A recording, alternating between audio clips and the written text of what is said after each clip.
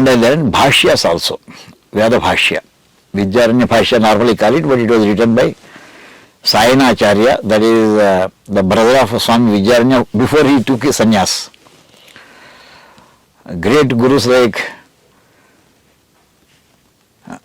Ramaswamy Ghanapati garu, Raymond Surya Prakash Shastri garu, Pullela Sri Ramachandra garu, Dongre Shastri garu, and Tattvayogananda Saraswati Swamiji. They are stalwarts. I had the fortune of learning different parts of this Vedic knowledge from different people. So this is the background going on, just learning, for learning purpose only I was doing at that time, no ambition of doing any great project. But the turning point happened in 1991. Godavari Pushkarams, for every 12 years we will be having the Pushkarams. 1 crores, like that I went to Rajmahendri, that is Rajmahendri we call it. We had the dip in Godavari. In the afternoon I had some free time, so went to the market in search of some books. Then I could gather some books published by Tirumal Tirupati Devasthanams. I could get the great commentaries for Yajurveda, and also one small book. It is Arsha Vijnana Sarvasva. This small booklet actually has given an overall picture of the Vedas and the status of Vedic learning as on that date. That is by 1991 status. Therein it was mentioned that these 4 Vedas, actually to begin with we should say like this, at the end of Dwapara Yuga, every Maharshi or every the disciples of the Maharshis, they are learning all these 7 crore mantras which are propagated in those times. But when the Yuga change is happening from Dwapara Yuga to Kali Yuga, Sage Vedavyasa has understood that the future generations will not be able to do this much study. So he wanted to make it small branches, subdivisions he had to create for Veda. So in that process, using some meter, that is metric form, Chandas, he has broadly divided the 7 crores mantras into 4 Vedas, Rigveda, Yajurveda, Samaveda and Atharvaveda.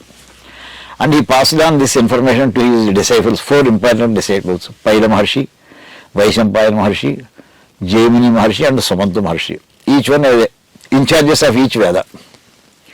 So they tried for propagation of these subdivided Veda into different parts of country.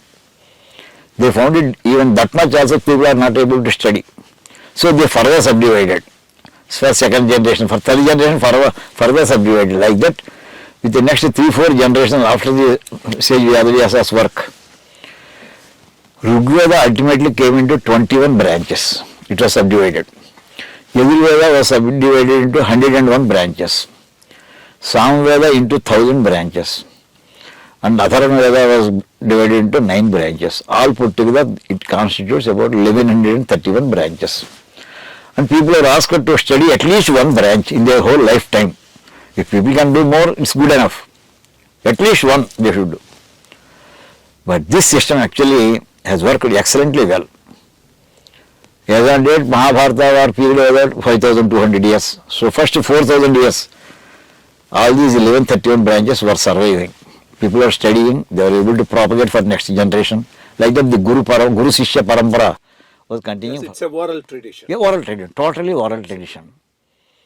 Because by the time this recording methodologies on paper or all these things, particularly for Vedas, even today the oral tradition only is advised for learning purpose. Because of the Ucharana. Ucharana, swaras are there, intonation is there. That cannot be obtained just by looking at the books, impossible. So, but actually the 1131 branches, though they survived for 4000 years, but during the last 1000 years, they had to face the challenges from outside invaders, as well as foreign rule within India itself. The effect actually was felt during the Vijayanagara Samarajya period also. By the time itself, significant amount of Vedic knowledge was destroyed by these foreigners. But whatever was remaining there continuing. But by 1947, at the time of independence, people could locate only about 12 or 13 branches only. It's horrible information actually to say. Where 1131 and where is 12 or 13? After 40 years, approximately by 1991, even these 12 verses are not there. Only they reduced it to 7. That is, there is a trend of declining of the number of Veda Shakhas. At that moment, that information has attracted my attention. Then immediately, as a reaction, what can we do? Can we start a new Veda Pathshala? How to preserve these 7? If you start a Veda Pathshala, only one branch only you will be able to teach.